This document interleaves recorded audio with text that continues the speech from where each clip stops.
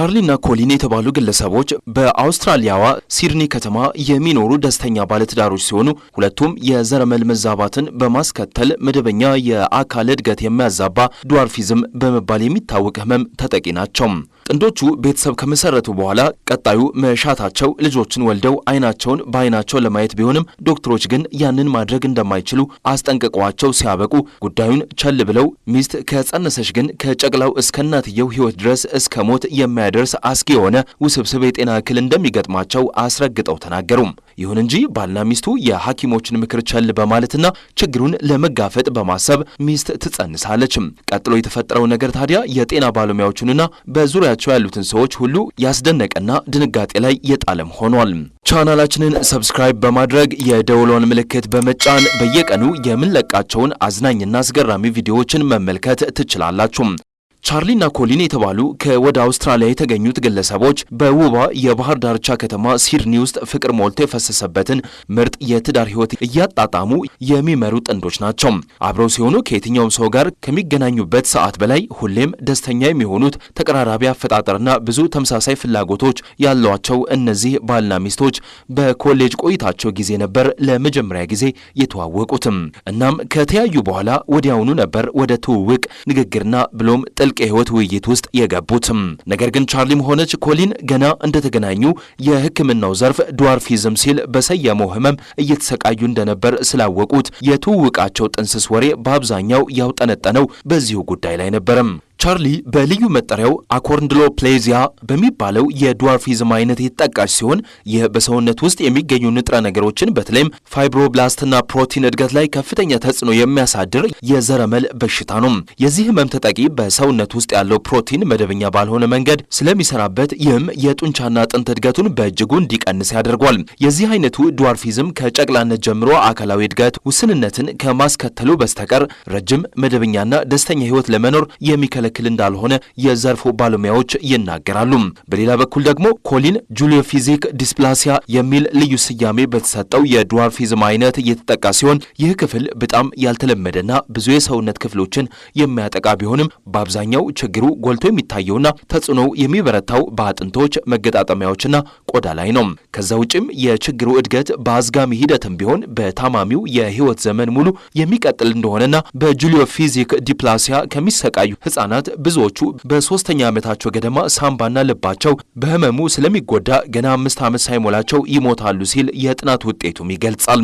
እነዚህ ሁለት ኮከቦች ይህንን በከባድ ውጣ ውረድ የተሞላ የጤና ችግር ተሻግረው ለዚህ ከበቁ በኋላ ፍቅረኛሞች ሆነው አዲስ የህይወት ምዕራፍን በመጀመር ወደ ሌላኛው ማህበራዊ ዑደት ገብቷል። ባለፈው የህይወት ጉዛቸው ወቅትም ሆነ አሁን ጥንድ ሆነው ሲንቀሳቀሱ በቁጥር ትንሽ የማይባሉ ሰዎች በአካላዊ ቅርጻቸውና ቁመታቸው ላይ እየተሳለቁ የተለያዩ አይነት መጥፎና ልብ ሰባሪ ስሞችን ይለጥፍባቸው ነበር።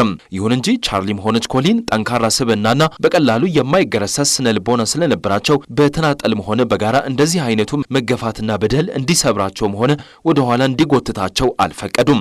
እናም ጥንዶቹ ግንኙነታቸው ገና ከውጥኑ በጣም ጠንካራ ሆኖ ስለተመሰረተ ብዙም ሳይቆዩ 3 ጉልቻ መስርተው የራሳቸው ቤት ባለቤትም በመሆናቸው ብዙም ሳይቸገሩ የትዳር ህይወታቸው አንድ ብለው መቁጠር ጀመሩ። ከዚያም በኋላ ቀጣዩ የተፈጥሯዊ ሂደት ልጅ መውለድ ቢሆንም ለመጸነስ የቱንም ያህል ከፍተኛ ጥረት ቢያደርጉም ከጤና ችግራቸው ጋር በተያያዘ ብዙ ፈተና ለመጋፈጥም ተገደዱ። የህይወት ተአምርና እንቆቅልሽ ብዙ ነውና ምንም እንኳን በቻርሊ እንቁላሎችና በኮሊን የዘር ፈሳሽ ላይ ምንም አይነት ችግር ባይኖርም ዋናው እንቅፋት የሆነባቸው የነሱ የዘረመል ችግር በእጅጉ ተባብሶ ወደሚወልዱት ልጅ የሚተላለፍ በመሆኑ እርግዝና የሚባል ነገርን እንዳያስቡት የጤና ባለሙያዎች መክረዋል። በህክምና እየተረዱም ቢሆን የመውለድ ዓላማን ሰንቀው ከሐኪሞች ጋር ለመማከር ሆስፒታል ጎራ ባሉ ጊዜም ዶክተሩ ጥንዶች ልጅ እንዳይወልዱ አጥብቆ ሲመክር ጽንሱ ከሁለቱም ወላጆቹ ዘረመል የመውረስ ዕድሉ ከፍተኛ በመሆኑ እጅግ ውስብስብ የሆነ የጤና ችግር ሊገጥመው እንደሚችልና በወላጆቹ ላይ የታየው መደበኛ ያልሆነ የአካል ቅርጽና መጠን በሁለት እጥፍ እንደሚከሰትበት ሁኔታው ከዚህም ከከፋ ደግሞ ቻርሊ ሆድ ውስጥ ሊሞትና እሷንም ሊገላት እንደሚችል አስረግጦ ተናገረም። እናም ቻርሊና ኮሊን ሐኪሙ ያለውን ነገር በጥሞና ማሰብ የሚያስፈልጋቸው እንደሆነና ከባድ አደጋን ያዘለ መሆኑን ተረድተውታል። ድዋርፊዝም ያለባት ሴት ነፍሰ ጡር በምትሆንበት ጊዜ ለሕይወቷ አስጊ የሆኑ አደጋዎች እንደሚከሰቱ ከዚህ በፊት በታዩት አጋጣሚዎች የተረጋገጠ ነገር ነው። ያም በመሆኑ ስለዚህ ሁኔታ ማብራሪያ ለሚፈልጉ ጥንዶች እውነታውን መናገር የዶክተር ዶክተሮች ኃላፊነትና ከስራቸውም ጭምር ነበር። እናም ቻርሊ ስለሚከሰተው ነገር ሙሉ በሙሉ ሳታውቅ ብትጸንስ ህፃኑ የድዋርፊዝምን ዘረመል ከወላጆቹ ከአንዱ ብቻ ይወርሳል የሚል ተስፋ ነበራቸው። በእርግጥ ባለሙያዎች 25 በመቶ የማይወርስበት እድል እንዳለና ድንክነት የሌለው አማካይ ልጅ መውለድ እንደሚቻል ቢያምኑ 75 ከመቶ ግን አደጋን ስለሚያመጣ ኃላፊነቱን መውሰድ አይፈልጉም። እናም ጉዳዩን የቁጥር የእድልና የአደጋ ጨዋታ ነበር። ይህ ሆኖም ግን በአንዱ ቀን ቻርሊ ነፍሰ ጡር መሆኗን አወቀችና ጥንዶቹ ድንገቴውን ክስተት ተቀብለው የሚመጣውን እጣ ፈንታ ለመጋፈጥ በመወሰን የእርግዝና ሂደቱን በጋራ እየተደጋገፉ አሳለፉትም። እድለኞቹ ቤተሰቦች ታዲያ ይህ ነው የሚባል ተግዳሮት ሳይገጥማቸው ቻርሊ የእርግዝና ቆይታዋን አገባዳ በመጨረሻ ቲልዳ ሲሉ የሰየሟትን ቆንጆ ሴት ልጅ ወለደችም። ህፃኗ በተወሰነ መጠን የእናቷን አካላዊ ቅርጽ ከመያዟ በስተቀር ብዙም እክል የሌለባት ስትሆን 2 ዓመት ባልሞላ ጊዜ ውስጥ ባልና ሚስቱ ሁለተኛ ልጃቸውን ወልደው አቅፈው ለመሳም በቁ። ሁለተኛውም ልጅ ከታላቋ ጋር የሚመሳሰል ገጽታን የተላበሰች ሆኗ እያደገች ብትመጣም ሁኔታው የተፈራውን ያህል ከባድ አደጋና ዝሎ ባለመምጣቱ ደስተኛ የሆነችው ቻርሊ የኢንስታግራም አካውንት ከፍታ ተሞክረዋን የተለያዩ የቤተሰቧ ፎቶዎችንና ቪዲዮዎቿን ማጋራት ጀመረችም። ቀጥሎም ስለ ቤተሰቡ የህይወት ታሪክ የሰሙና በዓለም ዙሪያ ያሉ ሰዎች በድዋርፊዝም እየተቸገሩ ነገር ግን ደስተኛ የሆኑትን ቤተሰቦች የማወቅ ከፍተኛ ፍላጎት ነበራቸውና ብዙም ሳይቆይ ቻርሊ በመቶ ሺዎች የሚቆጠሩ የኢንስታግራም ተከታዮችን ማፍራትም ቻለችም። ከማህበረሰቡ ጥሩ ምላሽ ያገኘችው ቻርሊ በቤተሰቧና በራሷም ህይወት ውስጥ ጎልተው የታዩ ክስተቶችን በጥብቅ ለሚከታተሏት የማህበራዊ ሚዲያ ማህበረሰቦች ታካፍላለችም። ከነዚህ ጽሑፎች ውስጥ በአንዱ ቻርሊ እንዲህ ስትል ከትባለችም። በህይወቴ በጣም ከባዱ ጊዜ እንደ አውሮፓውያን አቆጣጠር በ2018 የገና በዓል ሰሞን በነበረኝ የእርግዝና ወቅትና ከዚያም በፊት ባለው ተዳምሮ ለአንድ ዓመት ያህል ምንም የሌሊት እንቅልፍ ያጣሁበትና ከፍተኛ ብስጭት ከተስፋ መቁረጥ ጋር አጋጥሞኝ የነበረ ሲሆን በእፎይታ የተነፈስኩትና ወደ ስራዬም የተመለስኩት ከወሊድ በኋላ ነበረም። ነገር ግን ነገሮች ለእኛ ሁልጊዜም መጥፎ አልነበሩምና እኛ በተቻለን መጠን ችግሮቻችንን በጥንካሬ የምንወጣ ወላጆች ለመሆን እንሞክራለን ብላለችም። በተከታታይ ስሜቶቿን የምታጋራው ቻርሊ በሌላ ጽሑፏ ላይም ጥንዶቹ የተጋነነ የፍቅርና የደስታ ጊዜያት እያሳለፉ እንደሚኖሩና 10 ተጨማሪ ልጆች የመውለድ ፍላጎት እንዳላቸው በልበ ሙሉነት ተናግራለችም። ጥንዶቹ ለዚህ ስኬት ያበቃቸው አንዱ ነገርም ሁለቱም እኩል በሚባል ደረጃ የሚጋሩት የውስጥ ጥንካሬና በጎ ስነ ልቦና መሆኑን በዙሪያቸው ያሉ ሰዎች ምስክርነታቸው ይሰጣሉ። ካርል ሲበዛ የሚወዳትን ባለቤቱ በሕይወቴ ውስጥ አንቺ ከልጆች የበለጠ ቦታ አለሽም፣ ከጎኔ ስለሆንሽ ሙሉ እምነትና ደህንነት ይሰማኛል፣ ከማንም በላይ ለልጆቻችን ምርጥ እናት ነሽ ሲል ያሞካሻታል። ከተከታዮቻቸውና ደጋፊዎቻቸው ሞቅ ያለ ድጋፍ እያገኙ የቀጠሉት ቻርሊና ኮሊን ሶስተኛ ልጅ ለመውለድ ውጥን ይዘው ከተንደረደሩ በኋላ በመጨረሻም ቻርሊ በመጸነሷ ዜናው በማህበራዊ ሚዲያዎች ላይ ትኩስ መነጋገሪያ ሆኖ በሰፊው ተሰራጨም። በዚህ እርግዝናዋ ወቅትም ያጋጠሟትን እያንዳንዱን ከፍታና ዝቅታ የመዘገቡ ሲሆን የመውለጃ ቀኗ ሲደርስ ማንም ቀድሞ ሊተነበየው የማይችለውንና ባልና ሚስቶቹን ያስፈነጠዘ አንድ ትልቅ ነገር ተከሰተም። ይኸውም ሶስተኛው ልጃቸው ጾታው ወንድ ሆኖ በተአምራዊ መልኩ ወላጆቹ ካለባቸው ድዋርፊዝም ከተባለው የጤና ችግር ሙሉ በሙሉ ነፃ እንደነበረ ሲረጋገጥ ምርመራውን ያደረጉት ሐኪሞችን ጭምር ያስደነቀና ያስደነገጠ ሳይንሳዊ መላምቱ ፉርሽ ያደረገም ነበረም። ጨቅላው ቁመትና አካልን ከሚቀይረው የድዋርፊዝም ዘረመልን ከእናቱም ሆነ ከአባቱ ያልወረሰ ሲሆን ወላጆቹ ምንም እንኳን ብዙ ችግሮች ቢያጋጥሟቸውም ሶስተኛውና የመጨረሻው ልጃቸው ግን ሙሉ በሙሉ ጤናማ በመሆኑ እፎይ ብለዋል።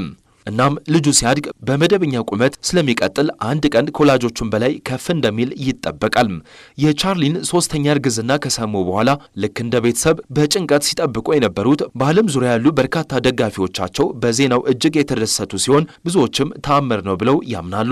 ከዚሁ ስብስብ ችግር ጋር የሚኖሩት ቻርሊና ኮሊን አንድ ልጅ እንኳን እንዳይወልዱ በሐኪሞች የተሰጣቸውን ምክር ገፍተው በጣም የተደራረበ እድል ገጥሟቸው ከአንድም አልፈው 3 አስደናቂ ልጆችን ለመታቀፍም በቁ። ዶክተሮች ግን አሁንም ባለማመን በድጋሚ ሁሉንም አይነት ምርመራዎችን ቢያደርጉለትም ሶስተኛው ልጅ በሰውነቱ ውስጥ ምንም አይነት የበሽታው ዘረመል ምልክት እንደሌለበትም አረጋግጠዋል። እናም ሕፃኑ ከችግሩ ነፃ መሆኑ በጣም አስገራሚ የሆነባቸው የሕክምና ባለሙያዎቹ ጉዳዩን ለሌላ ጥናት መነሻነት ተጠቅመው ሳይንሳዊ ድምዳሜውን ለመከለስ ተንቀሳቅሷል። ቻርሊ ልጆች ለመውለድ ሐኪሞችን አማክራ ነገሩን እንዳትሞክሪው የተባለችበትን ወቅት አስታውሳ በማህበራዊ ሚዲያ ቻናሏ በኩል ስትናገር ልጅ እንዳልወልድ የተሰጡኝን ማሳሰቢያዎችና ትችቶችን ተቋቁሜ እርምጃ ለመውሰድ ሳስብ የሕክምና ምክርን መቃወም ከባድ እንደሆነ አውቅ ነበረም። ይሁን እንጂ በጎ ነገርን ጠብቄ ለመውለድ ቀላል የማይባል ውሳኔን ወስጃለሁ። በውጤቱም በጣም ደስተኛና አመስጋኝም ነኝ ብላለች። እንደዚህ አይነት አጋጣሚዎች ምንም እንኳን በአደጋ የተሞሉና ጤነኛ ሕፃን የመከሰት እድሉ ጠባብ ቢሆንም በመጨረሻ ቻርሊና ኮሊን ሁለት መጠነኛ ድዋርፊዝም ችግር ያለባቸውን ልጆችና አንድ በህመሙ ያልተነካ ፍጹም ጤናማ ልጅን ለማግኘት በቅተው ጤናማ ልጅ የማግኘት ሁኔታ በጣም አልፎ አልፎ የሚሆን እንጂ ዜሮ እንዳልሆነም አሳይቷል። እርስዎ በቻርሊ ቦታ ቢሆኑ ምን ያደርጋሉ?